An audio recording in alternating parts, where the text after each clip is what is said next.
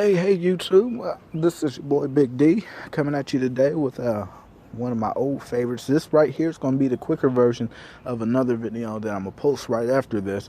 The second video is the same thing, but only the extended version. Super long, really boring, a lot of me rambling. Put it on at night if you have trouble sleeping. This right here is the tutorial, the basics, the 101, the how-to get your grill started when you're working with any type of grill. Honestly, I'm going to touch on that, but specifically the offset barrel cooker or any type of offset cooker in general. This particular one, it's a char broil. Picked it up at Walmart, 100 and some change. So in my opinion, because I'm frugal, aka cheap, that's a nice chunk of change to spend on something if you don't know whether or not you're going to actually use it a lot or know that you love it or going to be good at it. So unfortunately, that is the cheaper end when it comes to a piece of equipment like this. You have in the same store and most other stores, the Oklahoma Joes and things like that, that are a few $100s. And then you even go up the scale. You know, you got your Langs and your Shirley Fabrications and your things like that that are going to cost you thousands of dollars for something that looks similar, but there's a difference in quality and there's a difference in longevity. So first things first, I've already started the video because I did the extended version right before this. So there's going to be some things in here that you're not going to see that are in the second one. By all means, you can watch it if you want to, but I'm going to touch on the important things on this one. So of course, I would love the support, but don't feel obligated because I'm going to talk about it all. Now, this, you already know, you know Big Mama. Starting to love her a lot. This right here, man, this is baby girl. She's been with me for maybe 12 years, a little over 12 years. And she's been holding steady this entire time. Now, she has some rust. And this is on the first version. She's not rusting at the bottom because I took care of her. She is rusting up under the sides and in some other places because she's been exposed to the weather. My dog's ripped up the grill covers, and so it's been exposed to the elements. Now, what you want to do in something like this is you want to make sure that you keep everything nice and clean. So after this cook is over, after this cook is over, once those ashes are cool enough to touch and to transport, do what you need to do to get them stored away in some form of trash bin. Get them out as quickly as possible. You don't want them to sit for more than a few days. Typically one day, and you want them gone. Because this is thin metal. It's not the thinnest. The thinnest would be those little $20 joints you get from Family Dollar, like I said in that other video. But this is thin, so it heats up, it expands, and it gets thinner and thinner each and every cook. Now this thing gets cooked a lot for me. It's cooked some amazing food, and it has really held the test. Think about it. I got known and got good at barbecue using this $100 piece of equipment. So there's nothing bad that you can say about this one right here. I'm gonna go ahead and get this. Side note, I'm gonna sidetrack this real quick because I want to get this away from heat. It should be fine out here, especially right there, because that's cool touch. There's absolutely no heat, but just for safety purposes, basics 101, I want to get this out the way. So these are things that I highly recommend that will make your life so much easier when you're operating this particular type of thing. Heat resistant gloves. These come in many shapes and sizes. You can get this from Lowe's. You get these, I believe, from Walmart as well. They're about $10. Get them. Invest in them. Get them. I can reach in there right now and pull out one of those burning logs that I have in there, and I won't feel it for, it won't start to get hot for maybe 15, 20 seconds. That's plenty of time to rearrange anything that I need in there. Oh, see my socks. Yeesh. These are long enough to go up my arm so that I'm not singeing the hair right above my hand. So get those. Important. Not 100% necessary, but you'll thank yourself later.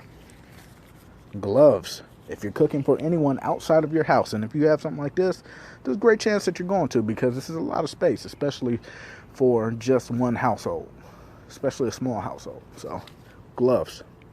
Everyone uses them. You need to do it if you're trying to be, sanitary. If you're cooking, using people's meat. If you're dealing with the raw foods, you don't want to cross-contaminate things. You don't want to go from touching raw to touching your seasonings to touching the doorknobs, things like that. And then when you're touching people's meat and you're almost done cooking it, and you're probing and stuff like that, gloves. Now, these are the Spider brand. These things, I think they're Spider brand. I'm sorry, man. It escaped me that quick. I want to say these are the Spider brand. I will double check it. Go with Spider. I'm seeing the box right now. Go with Spider. These things, they do not. It takes so much to rip these things. They are very durable. You can do whatever you need to do outside. Those things will hold up. Lighter cubes. Just like what it's doing on the box. What that is right there. You take your chimney starter. This is going to eliminate the need for a bunch of lighter fluid. It's going to eliminate the need for you to stand here and try to get your fire lit and try to keep it going and everything else. What you do, fill this up, charcoal or some type of chunk wood. That's chunks of pecan. I used to love using this stuff. It's not feasible to feed Big Mama. It'd be way too expensive. But for this, I made some amazing barbecue with this. Use that or charcoal, any brand. I don't endorse anything. Put it down in there. Now, granted, I see a whole lot of Kingsford going on sale all the time. 4th of July, Memorial Day, Father's Day. Those are the type of times when you want to kind of go to the stores, Lowe's and Home Depot, Walmart, wherever you shop. And Anderson, well, not Anderson's are closed down, but any place that sells barbecue equipment at all will have a sale, and they're generally bundled 2 bags for the price of like $8 or $7 or something stupid crazy low. Stock up then. Save yourself some money. It doesn't expire. You might as well. So fill that up. Now you can either get these, pop out 1 cube, set it on a grate. Boom, set it on the grate. I usually use that little bucket in there, that metal bucket. I put it down in there, light the cube, put that on top. About 10 minutes, 15 minutes later, that flame from that cube goes up, heats up all of the charcoals. You'll have flames coming out the top. They'll be red, they'll be ashy, they'll be ready to go. You take that, open up your vent completely, dump them in, word to the wise. When you're dumping it, tilt it away from anything flammable or anyone. Don't have it tilted towards you, because flames and fire go upward. And so that is going to shoot out like a rocket. Now, as it's dumping, it's going to go down. Everything's all nice and safe after that. But, there's going to be a lot of heat coming out that back end. So you want to make sure that that's not around anyone that can hurt. So, have some type of lighter to light the cubes. Or if you don't want to buy the cubes, that's perfectly fine. Get you a balled up piece of paper bag or, from the grocery store or newspaper and light it that way. Okay, however you want to do it. But this is what I use. You don't have to get the Weber brand either. They have a Walmart brand, and I just got that from Lowe's. So that's that. Now, we're going to get into the basics here. The 101. I'm trying to do this all in one take. Make this as quick as possible. So, figuring this thing out from point A to point B. This is the firebox. Put your fuel in here. So you put the logs down in there. Dump the hot coals. It gets all nice and hot. That's beautiful. It's a beautiful thing. That fire, that heat travels through there. And it flows from there all over this entire area and out that chimney. This chimney needs to be wide open each and every time you cook. The only time that should be shut is when you're done cooking and you want to choke everything off. That needs to be wide open. You control your temperature right there. Perfect temperature, by the way. You control your temperature by this right here. The amount of wood, the amount of charcoal that you put in dictates how wide open this should be. Extremely wide open, the hotter it's going to get. The more airflow is going to hit your fire. Oxygen feeds fires. So that you'll notice that more smoke is starting to climb, and that temperature is going to start climbing here within a matter of minutes. I don't want it to do that. I figured out my baby. I know that right there is going to keep it ideal with the amount of wood that I have. So it's going to hold steady until my fuel source, that wood and those charcoals, burn out. Now before that happens, you'll start to see that dropping slowly down. Grab yourself another piece of wood. That's why this is called a stick burner. Chuck it in there, good to go. Or you can use a few of those. Grab a handful of these, put them in there, or charcoal. Put them in there and allow that to sustain itself. I think the more economical way to go would be to use logs, sticks. Over here, it's a mess right now, but it's a lot of maple wood from someone who decided to cut down a tree. So I got it for free. Started saving money because that big monster back there, she takes a little bit. All right, now that's how you get it started. That's the basics. You put the fire in there. The fire travels through there, out there. Reverse flow would mean that there's a plate that runs from there all the way to about down here. So the fire would travel up under the plate, around the plate, and that chimney would be on this side. It will go out that side. That's what that is. This is just a simple offset. It goes from point A to point B. Now, again, you adjust it by using the damper down there, the vent. And you can see, you can find a way to have it taper off. And now we're going to open this thing up. I have biscuits on here. The important thing to do when it comes to any new piece of equipment, if you're unsure about it, if it's your first time with that type of thing, I'm putting my glove on. That's why, this is kind of spacing out a little bit. Do some form of test. If you don't want to invest in a lot of technology, if you don't want to go and buy the gadgets and everything because you don't know if this is for you, or if you really only plan on cooking at holidays and things like that, then do a biscuit test. I went, my wife, she went and picked up the cheapest biscuits that there were at the store when she went to the grocery store, and I put a few of them on there. Don't put down any foil. No reason to put any foil, because you don't want to obstruct any type of draft or airflow. Put them on here all at the same time, and you figure out where your hot spots are on your setup. So this, you can see now that this is open, there's extra air coming in. That fire's kicking up a bit. This right here is a very charred biscuit because of that airflow, because of that fire, that flame. So I know that this is an extreme hot spot. See right there, that's also charred biscuit. Charred biscuit.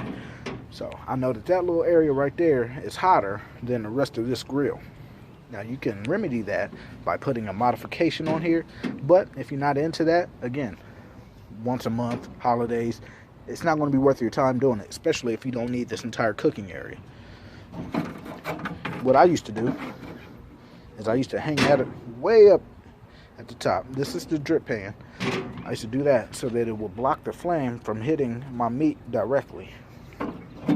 So it's a small modification. It's not going to take care of the whole problem, but it does block it somewhat. Now we see that heat. Oh, hang on.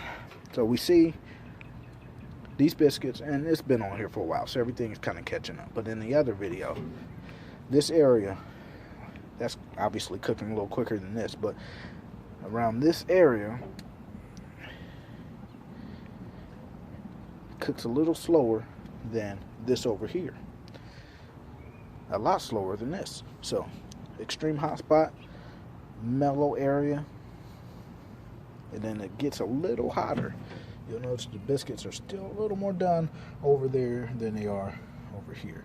And that's because that's where the chimney is. The heat Starts there, so it's at its hottest. It's flowing, free flowing all across here, being nice and happy, nice and wavy, but it collects all right here because it's being pulled up and out.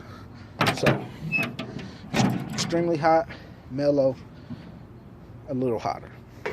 So what does that mean in terms of cooking? That means if you have anything that can withstand punishment, like I said in the other video, brisket, chicken thighs, anything that can withstand some heat and so just a little bit of abuse, I'm going to put down here. If you don't have to, don't use that area. But if you need to, make sure you're controlling the fire. Make sure it's not a really big open flame. Yeah, score that down a little bit. The way that I had it, the fire is mellow and it was simmering. It's picking up now because I have this open and there's so much air going through. But under normal circumstances, the way that was simmering, this wouldn't have burned that bad. But it is still much hotter. So, there. You put your delicate things, your fishes, your salmon, and the things that will dry out much quicker. Your seafoods and things like that. Your wings. You put them all right there. Chicken breasts. I put them over here typically on this one. Ribs, chicken breasts, in this area right here, because when it comes to chicken, when it comes to big turkey legs or turkey wings, or even turkey, any type of poultry, you got to get them out of that danger zone. You want to get them up to temperature as quickly as possible without drying them out. So since this is a little hotter than that, stick those over here so that they can have a consistent temperature that's making it consistently climb. Now this right here, veggies, salmon, anything that doesn't need to be done quick, that needs to be treated a little more delicately than anything else, that's what I do. But that's it. That's cooking 101 on the offset cookers, the barrel, the quick version. So it took 17 minutes. As your drip pan and everything down there, you can figure that out. There's a hole at the bottom. You can see right there, that's going to let any drippings come out, and this thing right here is supposed to catch the ash, and don't worry about that so much. Just clean it off periodically once it gets dirty, and then once you're done with your cook, once you're done for the day, close him up. Close that completely. The fire's going to choke all the way down. The wood's going to stop burning, and eventually it's going to be cool enough for you to take those ashes, that shop back your hand, with one of those gloves on it, whatever, sweep all the ashes out, keep it nice and clean for the next cook. Put a fresh layer of foil down there to make it easy to pick up the ashes with and discard them, and that's really it. This thing, it lasted forever. The bottom on it still very sturdy because I cleaned out the ashes. Ashes are the main thing. Even out of rain, ashes will kill your grill the fastest. Constant heat will obviously thin it out and it will hurt it. But ashes sitting in there collecting moisture becomes very acidic and corrosive, and it will eat through this metal, especially after it's been hot, and especially since it's this thin, it will eat through everything, even Big Mama, how thick that is. But it goes through this a lot quicker because obviously this is thinner and less expensive. So that's how to operate it. That's how to start it. That's how to figure out how she works. And we'll come back later. We'll talk about marinades, injections, and different food types and things like that. I'll have to go back and reread that comment, see everything that you want to discuss. But that is this 101. Thank you for checking it out. Sorry it took 19 minutes. The other one's even longer, unfortunately. Play it at 1.5 speed. Get through this. It'll be fine. All right. Take care. Oh, like, subscribe, blah, blah, blah, share, all that stuff. Whatever. Just enjoy it. See ya.